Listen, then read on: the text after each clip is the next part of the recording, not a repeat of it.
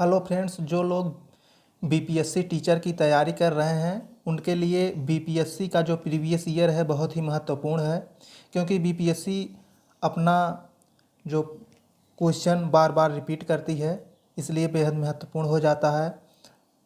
तो इसके पहले भी हम लोग जो 12 फरवरी 2023 को हुआ था, हम लोग उसका प्रीवियस ईयर पढ़ चुके हैं, जो बिहार लोक सेवा आयोग द्वारा हुआ था। तो आज पढ़ रहे हैं 30 सितंबर 2022 का प्रीवियस ईयर है, ये दूसरा है। तो हम लोग स्टार्ट करते हैं। पहला क्वेश्चन है, बहुत ही कम टाइम में हम लोग इसको पढ़ेंगे। पहला क्वेश्चन है, रोमन साम्राज्य से व्यापारिक संबंध किसने स्थापित की? तो यह किसने स्थापित की? तो इसमें हो जाएगा कुषाण। तो इसमें कुषाण सही है। उसके बाद दूसरा क्वेश्चन है, मगध शासक बिंबिसार का चिकित्सक कौन था? मगध शासक बिंबिसार का चिकित्सक कौन था? तो इसका जो सही आंसर है जीवक।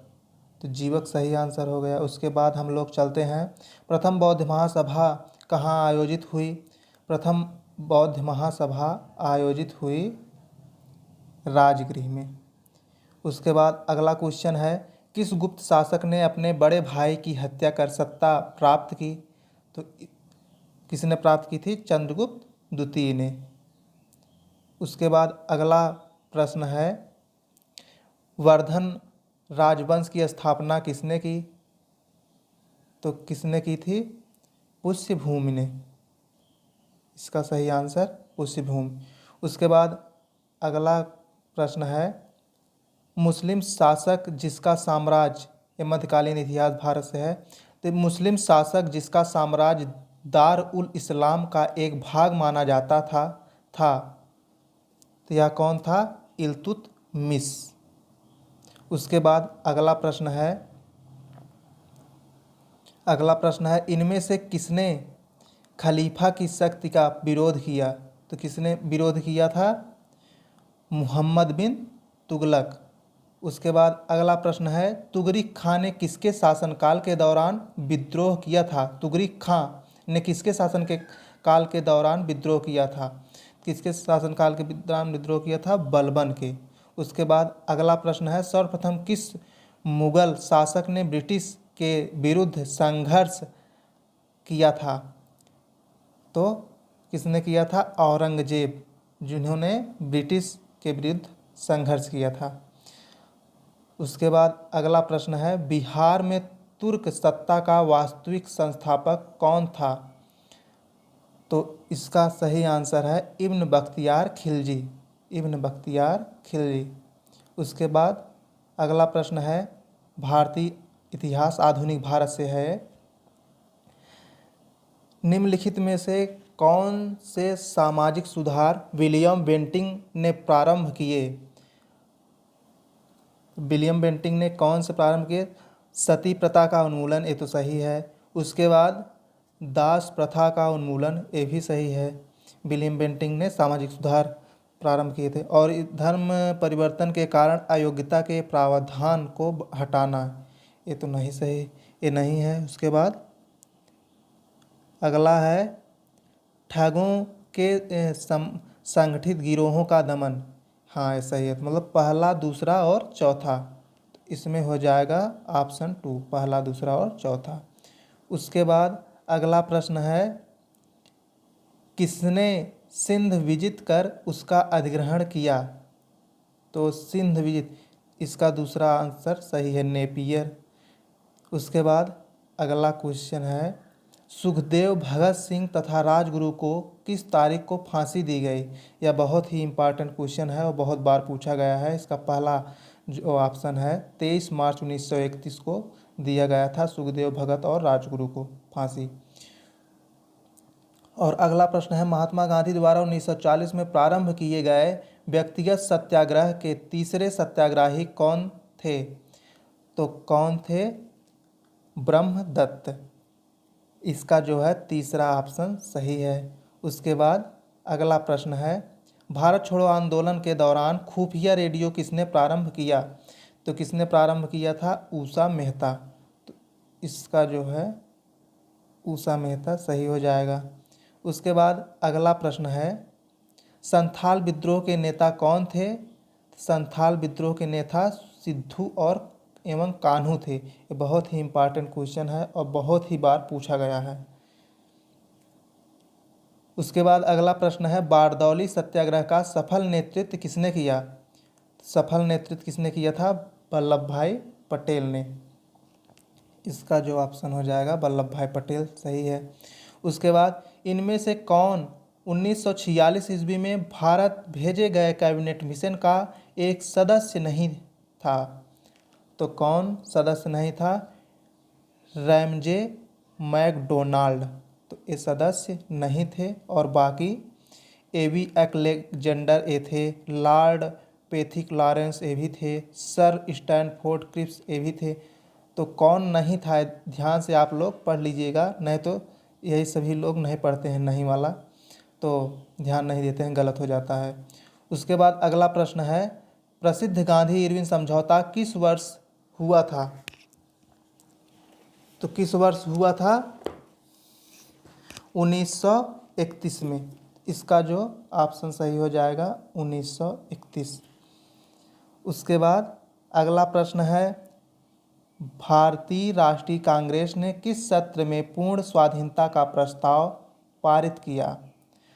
तो 1929 ईस्वी लाहौर में। उसके बाद अगला प्रश्न है, फरवरी 1922 ईस्वी में पुलिस चौकी में आग लगाने की घटना से संबंधित चौरी चौरा किस राज्य में है? यह बहुत ही इम्पोर्टेंट क्वेश्चन है, ये आप लोग सभी जानते होंगे चौरी चौरा कहाँ पे है? उत्तर प्रदेश में। उसके बाद अगला प्रश्न है, खुदीराम बोस ने किस स्थान पर किंग्सफोर्ड की हत्या का प्रयास किया था? किस स्थान पर? स्थान पर किया था मुजफ्फरनगर, तो मुजफ्फरनगर यहाँ पे दूसरे ऑप्शन में दिया गया है, मुजफ्फरनगर। उसके बाद अगला प्रश्न है, 1942 ईस्वी में किस त्यौहार के अवसर पर जयप्रकाश नारायण हजारीबाग जेल से निकल भागे? तो किस त्यौहार के अवसर पर? तो ये भागे थे दीपावली त्यौहार के अवसर पर। उसके बाद अगला प्रश्न है, सीमांत गांधी के नाम से कौन जाने जाते हैं? तो सीमांत गांधी के नाम से अब्दुल गफ्फार खां जाने जाते हैं। ये तीसरा ऑप्शन इसमें सही हो गया। बहुत ही इम्पोर्टेंट क्वेश्चन है, बहुत बार पूछा गया है। और उसके बाद अगला प्रश्न है, झांसी की रानी लक्ष्मीबाई की मृत्यु कहाँ पर हुई थी? रानी ग्वालियर में इनकी मृत्यु हो गई थी, तो यहाँ पर ग्वालियर सही हो जाएगा। उसके बाद अगला प्रश्न है, बंगाल विभाजन के विषय में किसने कहा था विभाजन हमारे ऊपर बम की तरह गिरा? तो ये किसने कहा था? एक कहे थे सुरेंद्र नाथ बनर्जी, तो सुरेंद्र नाथ बनर्जी यहाँ पर सही हो जाएगा कि विभाजन हमारे ऊपर बम की तरह गिरा, सुरेंद्र नाथ बनर्जी का स्टेटमेंट है। उसके बाद अगला प्रश्न है, भारतीय राज्य व्यवस्था एवं संविधान से प्रश्न है, लोकसभा में सामान्यतः कितने सत्र होते हैं? तो लोकसभा में कितने सामान्यतः सत्र होते हैं? 3, यहाँ पर 3 सही हो गया। उसके बाद अगला प्रश्न है, स्वतंत्र भारत के प्रथम विधि आयोग के अध्यक्ष कौन थे? स्वतंत्र भारत के प्रथम विधि आयोग के अध्यक्ष श्री MC सीतलवाड़ को आप जानते ही होंगे, सीतलवाड़ थे, बहुत ही फेमस क्वेश्चन है, विधि आयोग के पहले अध्यक्ष थे। इसका सही आंसर MC सीतलवाड़। उसके बाद अगला प्रश्न है, भारत में यदि एक राज्य एक चुनाव लागू किया जाता है तो भारतीय संविधान के किस अनुच्छेद में संशोधन की आवश्यकता होगी? तो यह होगा, किस अनुच्छेद में होगी? 5वां ऑप्शन सही हो जाएगा इसमें।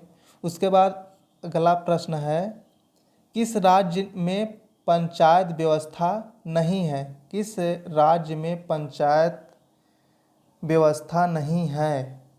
तो मिजोरम, इस मिजोरम में भी नहीं है, और किसमें नहीं है? उसके बाद मेघालय में भी नहीं है, नागालैंड में भी नहीं है, और उसके साथ साथ और एक केंद्र शासित प्रदेश है दिल्ली, उसमें भी पंचायत व्यवस्था नहीं है। तो इसमें जो ऑप्शन हो जाएगा उपर्युक्त में से एक से अधिक, ये वाला ऑप्शन सही हो जाएगा, पंचायत व्यवस्था नहीं है। उसके बाद अगला प्रश्न है, प्रत्येक राज्य में लोकसभा की सीटों का निर्धारण परिसीमन आयोग द्वारा किया जाता है। इस परिसीमन को किस वर्ष तक रोक दिया गया है? किस वर्ष तक? तो ये जो है 2026 तक रोक दिया गया है। उसके बाद अगला प्रश्न है, सर्वोच्च न्यायालय मानव अधिकारों संविधान, तो इसमें जो है पांचवा ऑप्शन जो है इसका ये सही हो जाएगा। उसके बाद अगला प्रश्न है, पंचायतों की वित्तीय स्थिति की समीक्षा के लिए राज्य सरकार प्रत्येक 5 वर्षों में क्या गठित करती है? तो क्या गठित करती है? वित्त आयोग। तो वित्त आयोग यहाँ पर सही है। उसके बाद अगला प्रश्न है, सामुदायिक विकास का उद्देश्य क्या है? सामुदायिक विकास का उद्देश्य, तो इनमें से कोई नहीं। अगला प्रश्न है, उसके बाद यहाँ पर कुछ क्वेश्चन है जो टिक लगा हुआ है, तो हम लोग इसे जल्दी जल्दी से देख लेंगे। भारत का राष्ट्रपति कितनी बार पुनः चुनाव के लिए पात्र होता है? तो कितनी भी बार, मतलब इसमें कोई लिमिट नहीं है, कितनी भी बार। उसके बाद अगला प्रश्न है, 1946 ईस्वी में गठित अंतरिम सरकार के मंत्रिमंडल में श्रम विभाग किसे सौंपा गया? तो ये सौंपा गया था जगजीवन राम को, 1946 में मंत्रिमंडल श्रम विभाग। उसके बाद अगला प्रश्न है, राजेंद्र प्रसाद को संविधान सभा का सभापति चुना गया तो दिसंबर 1946, तो इनको संविधान सभा का अस्थाई अध्यक्ष 11 दिसंबर 1946 को बनाया गया। उसके बाद इससे पहले जो अस्थाई अध्यक्ष के रूप में 9 दिसंबर 1946 को सच्चिदानंद सिन्हा को चुना गया था। उसके बाद अगला प्रश्न है, भारत का भूगोल। राज्य में बहुत कम वर्षा होती है क्योंकि, इसका ऑप्शन सही हो जाएगा, हवाएं किसी प्रकार की बाधाओं को पार नहीं करती हैं, जिसके कारण ठंडा होने के लिए आवश्यक ऊंचाई नहीं प्राप्त होती है। उसके बाद अगला प्रश्न है, करेवा किस प्रकार की खेती के लिए प्रसिद्ध है? तो करेवा केसर के लिए प्रसिद्ध है। उसके बाद अगला प्रश्न है, भारत का कौन सा राज्य थोरियम उत्पादन में अग्रणी है? तो थोरियम के लिए कौन सा अग्रणी है? केरल। उसके बाद अगला प्रश्न है, अखबारी कागज उद्योग निम्न में से किस स्थान पर अवस्थित है? तो अखबारी कागज नेपानगर, भारत में प्रथम, इंपॉर्टेंट क्वेश्चन है। उसके बाद अगला प्रश्न है, भारत में प्रथम कोयला खान कहाँ खोदी गई? रानीगंज, ये भी इंपॉर्टेंट क्वेश्चन है, कोयला खान रानीगंज में खोदी गई पहली। सारगैसो सागर एक हिस्सा है उत्तरी अटलांटिक महासागर का। उसके बाद अगला प्रश्न है, सौरमंडल का प्रथम आकाशीय पिंड कौन सा है? तो सौरमंडल का आकाशीय पिंड कौन सा है? सूर्य है। पृथ्वी की आंतरिक परत नीफे के निर्माण में किन तत्वों की प्रचुरता है? तो निकल और फेरस का। उसके बाद अगला प्रश्न है, भौगोलिक अपरदन चक्र की संकल्पना इनमें से किसने प्रस्तुत की है? WM डेविस ने। अपरदन चक्र की संकल्पना WM डेविस ने की है। उसके बाद अगला प्रश्न है, अगला गरजने वाली चालीसा, बहुत ही इंपॉर्टेंट क्वेश्चन है, कई बार पूछा गया है। गरजने वाली चालीसा, क्रुद्ध पचासा, चीखने वाली साठा पौने पृथ्वी के किस गोलार्ध में चलती हैं? ये चलती हैं दक्षिणी गोलार्ध में। उसके बाद अगला प्रश्न है, भारत के प्रथम जनगणना किस वर्ष प्रारंभ की गई? 1872 में प्रारंभ किया गया था, ये भी बहुत इंपॉर्टेंट क्वेश्चन है। उसके बाद अगला प्रश्न है, भारत की जनगणना 2011 के अनुसार सबसे अधिक अनुसूचित जनजाति कौन है? भील है, ये भी इंपॉर्टेंट क्वेश्चन है। भंडारी समिति किससे संबंधित है? तीसरा है, क्षेत्रीय ग्रामीण बैंकों की पुनर्संरचना। उसके बाद अगला प्रश्न है, राष्ट्रीय पेंशन योजना NPS से संबंधित सही कथन कौन सा है? तो NPS को पेंशन फंड नियामक और विकास प्राधिकरण द्वारा विनियमित किया जाता है। उसके बाद अगला प्रश्न है, निम्नलिखित में से कौन सा भारत के बजट 2022-23 की प्राथमिकताओं में सम्मिलित नहीं है? तो कौन सा सम्मिलित नहीं है? विनिवेश। उसके बाद अगला प्रश्न है, वित्तीय वर्ष 2021-22 में भारत में टैक्स जीडीपी अनुपात क्या था? 11.7% था। उसके बाद अगला प्रश्न है, वस्तु वर्गीकरण और समूहों के अनुसार विश्वव्यापी निर्यातों में भारत का हिस्सा वर्ष 2018 में कितना था? तो कितना था? 1.7%। उसके बाद अगला प्रश्न है, चतुर्थ अग्रिम अनुमान के अनुसार वर्ष 2020-21 में भारत में गेहूं का कुल उत्पादन कितना है? 109.5 मिलियन टन। उसके बाद अगला प्रश्न है, जीवंत ग्राम कार्यक्रम के संबंध में सही कथन का चयन कीजिए। तो इसका उत्तर जो है, यह उत्तरी सीमा पर सीमावर्ती गांव के विकास के लिए है। उसके बाद अगला प्रश्न है, NSSO के 68वें दौर के आधार पर गरीब अनुमानों के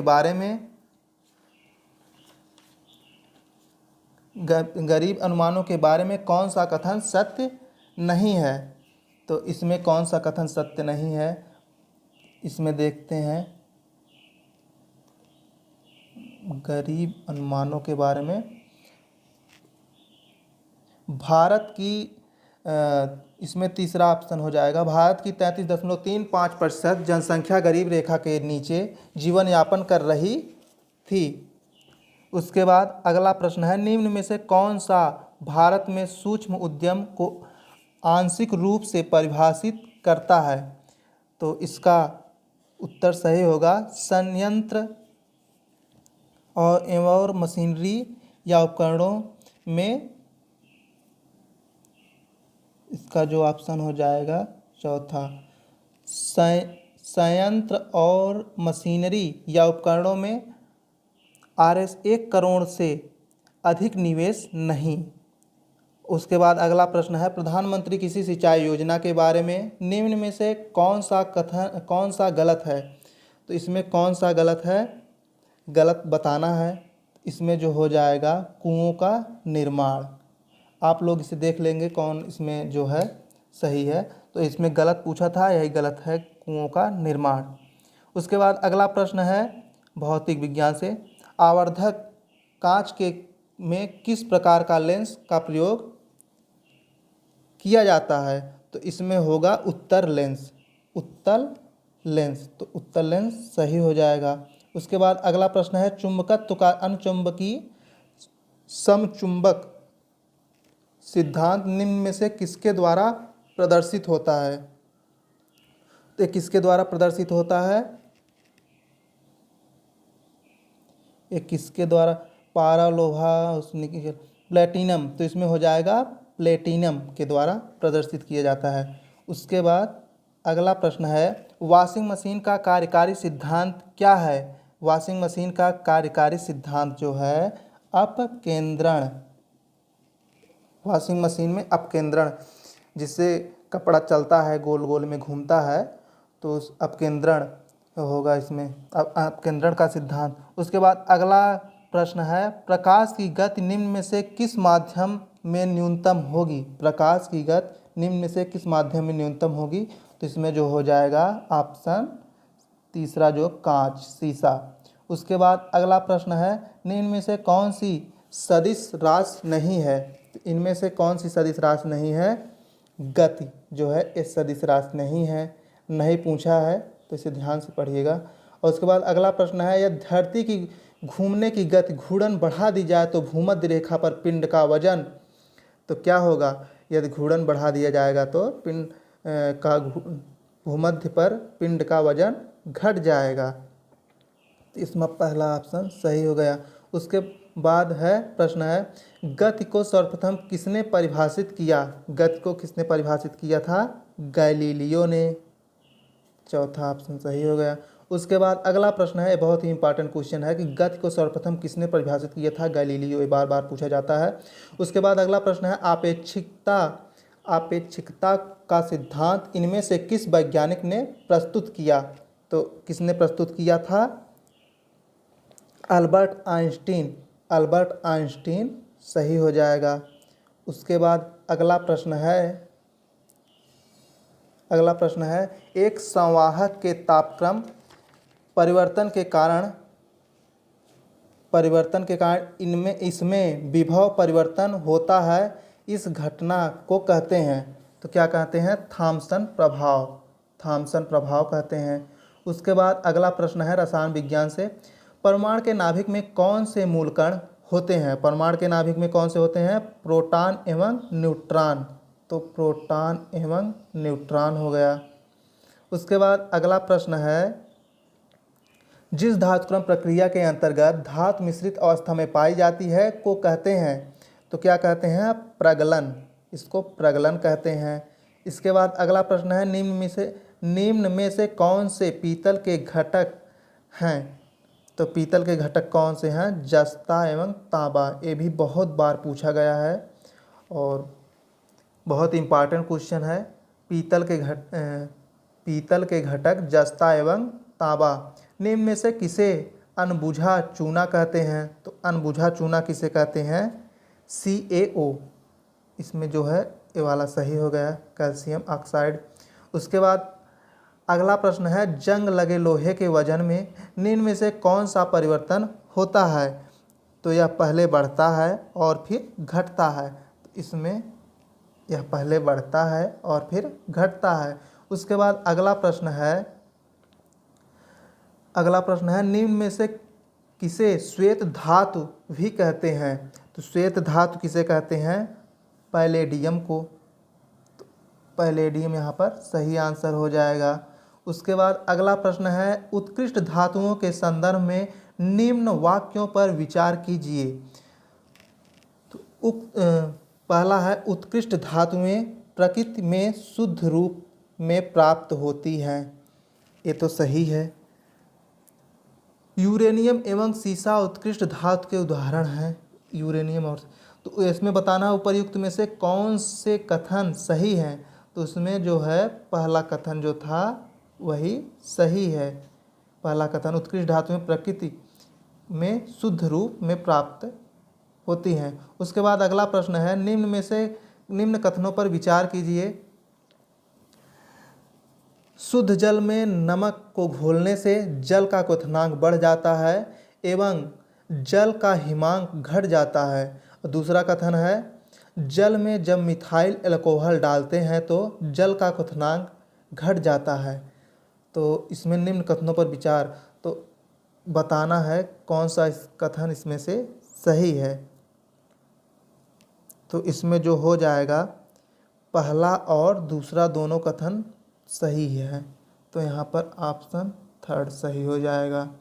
उसके बाद अगला प्रश्न है, बायोगैस का निम्न में से कौन सा अवयव प्रमुख है? तो बायोगैस का निम्न से कौन सा अवयव प्रमुख है? मीथेन। ये भी बहुत इंपॉर्टेंट क्वेश्चन है, बहुत बार पूछा गया है। उसके बाद अगला प्रश्न है, निम्न में से किस रसायन के कारण पटाखा फूटने से चमकदार लाल रंग दिखाई देता है? चमकदार लाल रंग दिखाई देता है स्ट्रांसियम। उसके बाद अगला प्रश्न जो है, किस नियम के अनुसार समान ताप और दाब पर सभी गैसों के निश्चित आयतन में अणुओं की संख्या समान होती है? किस ताप और दाब पर? किस नियम के अनुसार ये आवोगाद्रो का नियम है। किसका नियम है? आवोगाद्रो का नियम। उसके बाद अगला प्रश्न है जीव विज्ञान से, पर्यावरण, पारिस्थितिकी एवं कृषि। तो इसमें लवणता युक्त वातावरण प्रेमी पौधों को क्या कहते हैं? तो लवण मृदोद्भिद। इसका जो है तीसरा ऑप्शन जो होगा सही हो जाएगा। उसके बाद ये भी बहुत इंपॉर्टेंट क्वेश्चन है। उसके बाद अगला प्रश्न है, कवक पौधों में नहीं पाया जाता है। पर्णहरित हो गया। उसके बाद अगला प्रश्न है, परागकण की सुपरिभाषा है। परागकण का पराग केसर से क्लोम छिद्र तक स्थानांतरित होने की क्रिया। तो इसका जो है चौथा ऑप्शन सही हो जाएगा। उसके बाद अगला प्रश्न है, पौधे अपना पोषक तत्व मुख्यतया किससे प्राप्त करते हैं? तो पौधे अपना पोषक तत्व किससे प्राप्त करते हैं? मृदा से। इसका जो है थर्ड ऑप्शन सही हो जाएगा।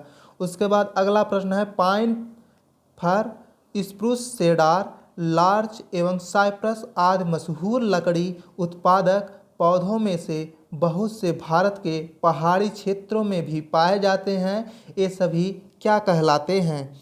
अनावृत अनावृत बीजी। इसका पहला आंसर सही हो गया, अनावृत बीजी। उसके बाद अगला प्रश्न है, निम्न जोड़ों में से कौन सा जोड़ा सही सुमेलित है?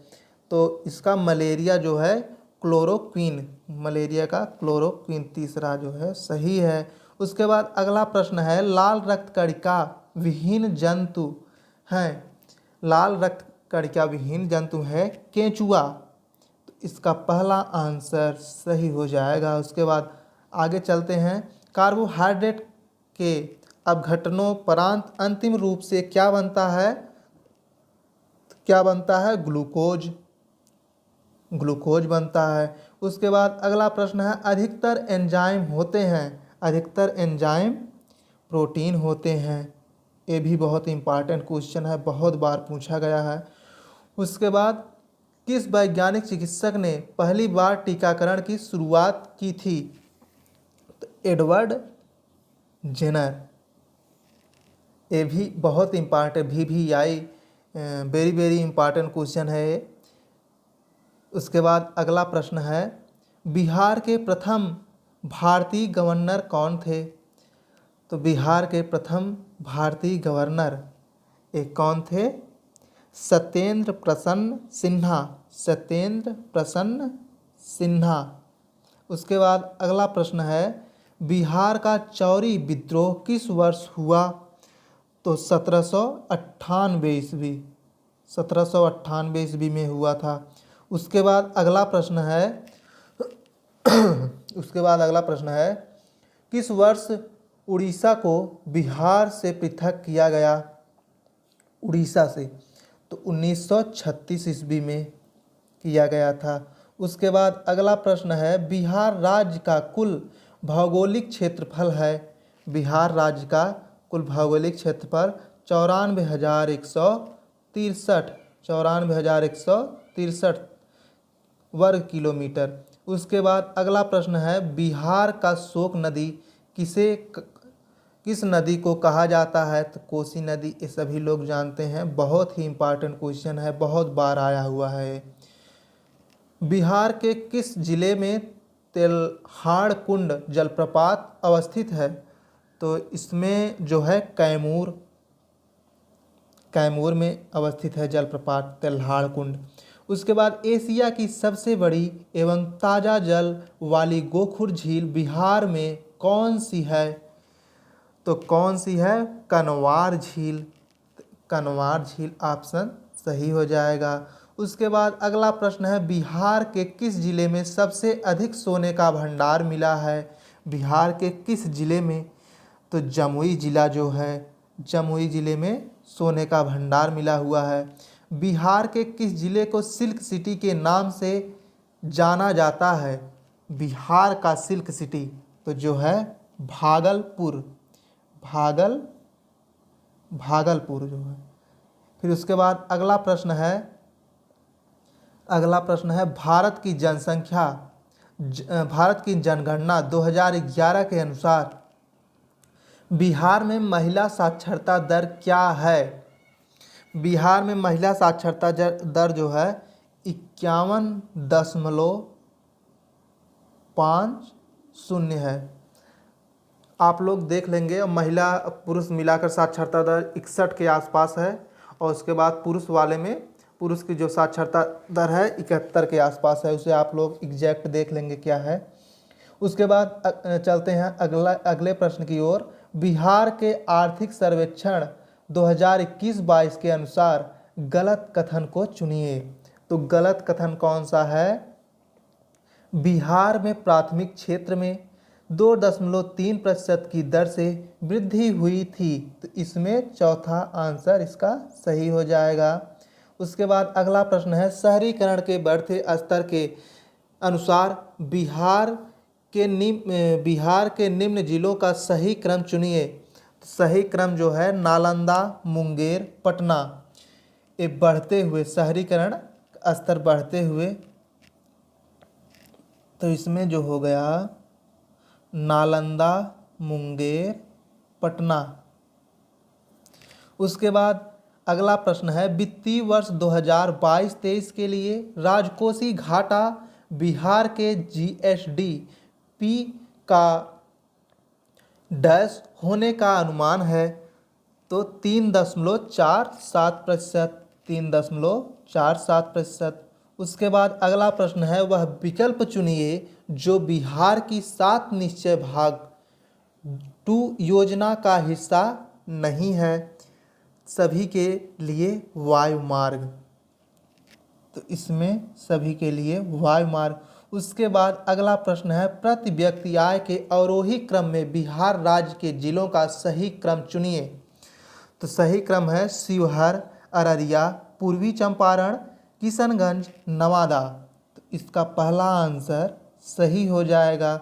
उसके बाद अगला प्रश्न है, आजाद दस्ता बिहार में किस आंदोलन के दौरान सक्रिय रहा। तो किस आजाद दस्ता, तो भारत छोड़ो आंदोलन के दौरान सक्रिय था ये। उसके बाद अगला प्रश्न है, बिहार के आर्थिक सर्वेक्षण 2021-22 के अनुसार वर्तमान में राज्य में शहरीकरण का स्तर क्या है। तो शहरीकरण का स्तर 15.3% है 2022 में वर्तमान। उसके बाद अगला प्रश्न है, बिहार में खादी के ब्रांड एम्बेसडर कौन थे। बिहार में खादी के ब्रांड एम्बेसडर अभिनेता मनोज तिवारी थे। उसके बाद अगला प्रश्न है, सीता माता की विश्व की सबसे लंबी मूर्ति 251 मीटर का निर्माण बिहार के किस जिले में किया जाएगा। तो सीतामढ़ी में किया जाएगा। उसके बाद अगला प्रश्न है, सूची 1 के साथ सूची 2 का मिलान कीजिए। तो इसमें देखना बिहार के राज्यपाल श्री नीतीश कुमार, उसके बाद बिहार के मुख्य न्यायाधीश HR निवास दिया गया है। उसके बाद भी प्रश्न है, सही चयन कीजिए, सही चयन करना है। बिहार का मुख्यमंत्री। उसके बाद अगला प्रश्न अगला है, बिहार के मुख्यमंत्री श्री सूची 2 में लिखा गया है तीसरे नंबर पर श्री संजय करोल। और फिर उसके बाद अगला है, बिहार के मुख्य चुनाव अधिकारी। उसके बाद उसके सामने है श्री फागू चौहान। तो इसमें क्या करना, नीचे दिए गए विकल्पों में से सही उत्तर का चयन करना है। तो जो है बिहार के राज्यपाल कौन थे, ये 2022 के अनुसार है तो फागू चौहान। और उसके बाद बिहार के मुख्य न्यायाधीश संजय करोल 2022 के अनुसार। बिहार के मुख्यमंत्री श्री नीतीश कुमार अभी भी हैं। और बिहार के मुख्य चुनाव अधिकारी, तो इसमें जो है श्री HR श्रीनिवास। तो 2022 के अनुसार प्रश्न दिया गया था। तो इसमें कौन सा होगा, पहले का चौथा और दूसरे का तीसरा, मतलब चौथा तीसरा पहला दूसरा, चौथा तीसरा पहला दूसरा। तो इसमें जो ऑप्शन होगा ये दूसरा सही हो जाएगा। उसके बाद अगला प्रश्न है, बिहार में ऑपरेशन प्रहार संबंधित है। बिहार में ऑपरेशन प्रहार शराबबंदी से संबंधित है। उसके बाद अगला प्रश्न है, बिहार के ऋतिक आनंद ने ब्राजील में आयोजित 24वें समर डेफ बैडमिंटन ओलंपिक में भारत के लिए कौन सा पदक जीता? स्वर्ण पदक जीते थे। उसके बाद अगला प्रश्न है, हाल ही में बिहार में किस स्थान पर उत्तर भारत का पहला वर्ल्ड रिंगिंग स्टेशन खोला गया? तो भागलपुर में खोला गया था ये, तो यहाँ पर भागलपुर में सही हो जाएगा। उसके बाद अगला प्रश्न है, निम्न में से किसने बिहार में गिद्ध संरक्षण योजना शुरू की? तो गिद्ध संरक्षण योजना Valmiki tiger reserve, Valmiki tiger reserve. उसके बाद सुनंदनी कार्यक्रम संबंधित है आंगनबाड़ी कार्यकर्ताओं से है। उसके बाद अगला प्रश्न है, अगला प्रश्न जो है समसामयिकी से है। 2022 के भारत के 16वें उपराष्ट्रपति चुनाव के लिए निर्वाचन मंडल में कितने सदस्य हैं? तो कितने सदस्य हैं? 788, 788। उसके बाद अगला प्रश्न है, T20 इंटरनेशनल में 3000 रन पार करने वाले पहले खिलाड़ी कौन बने हैं? तो पहले खिलाड़ी जो 3000 रन पार करने वाले विराट कोहली थे, विराट कोहली हैं। उसके बाद अगला प्रश्न है, कोविड-19 टीकाकरण जून 2022 की पूर्णता को सुनिश्चित करने के लिए शुरू किए गए अभियान का नाम क्या है? तो क्या नाम है? हर घर दस्तक अभियान 2.0। तो ये वाला सही हो जाएगा। उसके बाद अगला प्रश्न है, 30 जून 2022 के बाद महाराष्ट्र के नए मुख्यमंत्री कौन हैं? एकनाथ शिंदे। उसके बाद अगला प्रश्न है, भारत के 75वें स्वतंत्रता दिवस के अवसर पर किसने हर घर तिरंगा अभियान शुरू किया? तो केंद्र सरकार ने शुरू किया था। केंद्र की नई शिक्षा नीति को लागू करने की प्रक्रिया शुरू करने वाला देश का पहला राज्य कौन बना?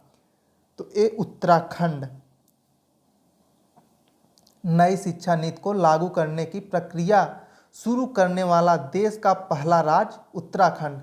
उसके बाद अगला प्रश्न है, निम्न में से किस मंत्रालय संगठन ने यूथ इन इंडिया रिपोर्ट 2022 जारी की है? तो सांख्यिकी और कार्यक्रम कार्यान्वयन मंत्रालय, ऑप्शन 2 इसका सही आंसर हो जाएगा।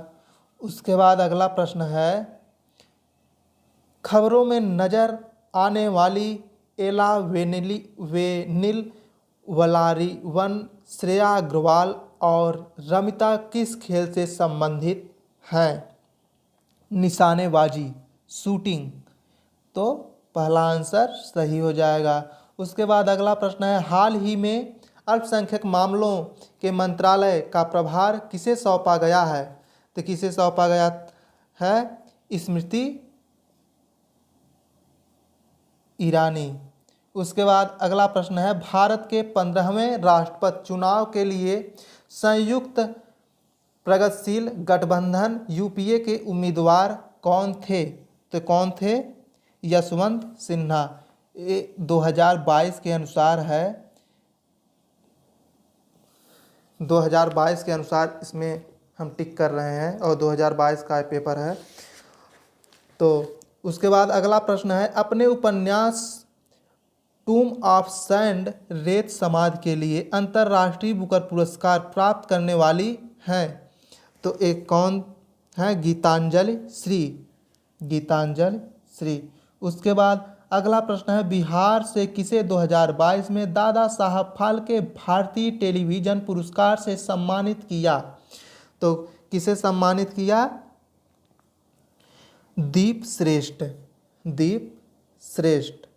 उसके बाद अगला प्रश्न है, जुलाई 2022 में किस देश के पूर्व प्रधानमंत्री शिंजो आबे की चुनाव अभियान के दौरान गोली मारकर हत्या कर दी गई?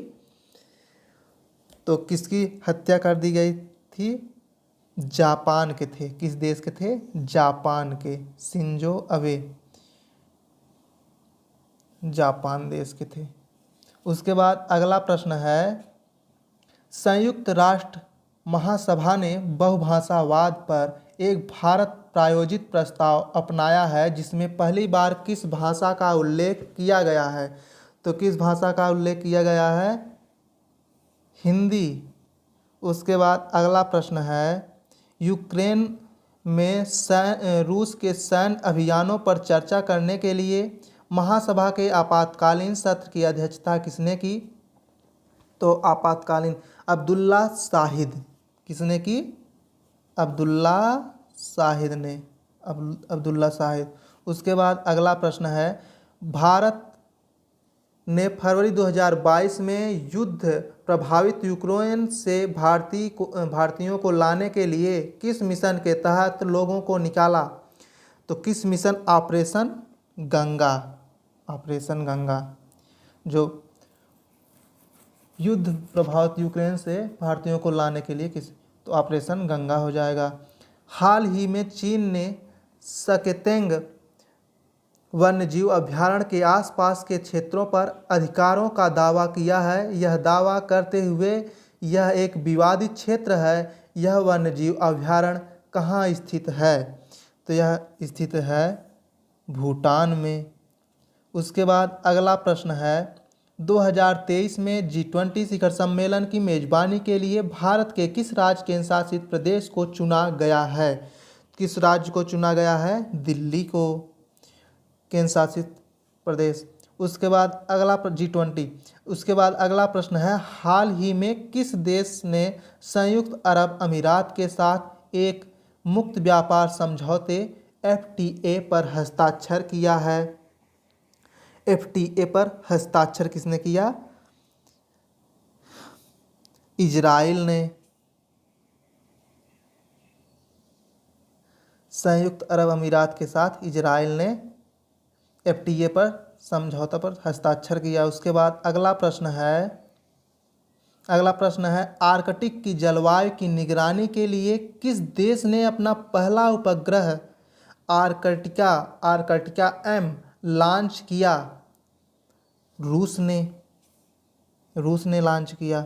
उसके बाद अगला प्रश्न है, भारत और चीन के बीच सीमा रेखा को क्या कहा जाता है? भारत और चीन के बीच मैकमोहन रेखा। और भारत और पाकिस्तान के बीच कौन सा है? Red Cliff. तो इसे बहुत ही इंपॉर्टेंट क्वेश्चन है। तो इसमें जो होगा मैकमोहन रेखा होगा। भारत और चीन मैकमोहन रेखा। भारत और चीन मैकमोहन रेखा होगा। उसके बाद अगला प्रश्न है, निम्न कथनों पर विचार कीजिए। भारत में बाघ परियोजना 1973 में चालू की गई थी।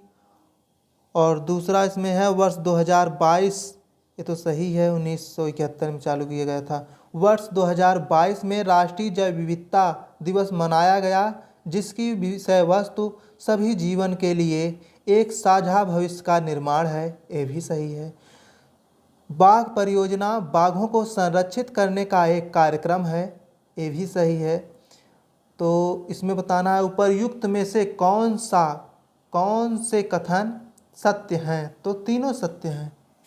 1 2 3 तीनों सत्य हो गए। उसके बाद अगला प्रश्न है, सुभाष चंद्र बोस ने निकोबार द्वीप को नया नाम डैश दिया गया है। बहुत ही इंपॉर्टेंट क्वेश्चन है, जो नाम बदला गया था उससे क्वेश्चन आ गया है। तो इसका नाम है स्वराज द्वीप। क्या नाम है? स्वराज द्वीप। उसके बाद अगला प्रश्न है, सरदार उधम सिंह ने किसे मारा था? सरदार उधम सिंह माइकल ओ डवायर को मारा था। तो यहाँ पर सेकंड ऑप्शन सही हो जाएगा। उसके बाद अगला प्रश्न है, भारतीय राज्यों के राज्यपालों के निम्नलिखित जोड़ों पर विचार कीजिए। तो जोड़ों पर इसमें विचार करना है कि कौन सा? राजस्थान का कलराज मिश्र सही है। उत्तर प्रदेश आनंदीबेन पटेल, जो वर्तमान समय में अभी भी हैं। ये 2022 के अनुसार क्वेश्चन पूछा गया था। उसके बाद अगला है पश्चिम बंगाल सत्यपाल में नहीं, तो नहीं है। गुजरात फागु चौहान, ये भी नहीं। उपर्युक्त में से कौन से सही सुमेलित हैं? तो पहला और दूसरा सही होगा इसमें। चौथा इसमें सही हो गया, पहला और दूसरा। उत्तर प्रदेश के राज्यपाल आनंदीबेन पटेल और राजस्थान कलराज मिश्र। उसके बाद अगला प्रश्न है, संयुक्त राष्ट्र शांति अभियानों के संदर्भ में निम्नलिखित कथनों पर विचार कीजिए। तो इसमें कथनों पर विचार करना है। फिर क्या करना है इसमें? उपर्युक्त कथनों में से कौन से कथन सही? अच्छा, संयुक्त राष्ट्र संघ शांति रक्षक बल का प्रयोग केवल अपनी आत्मरक्षा के लिए कर सकते हैं, ये तो सही है। शांति स्थापना अभियान केवल संयुक्त राष्ट्र सुरक्षा परिषद के एक प्रस्ताव द्वारा वापस लिया जा सकता है, ये भी सही है।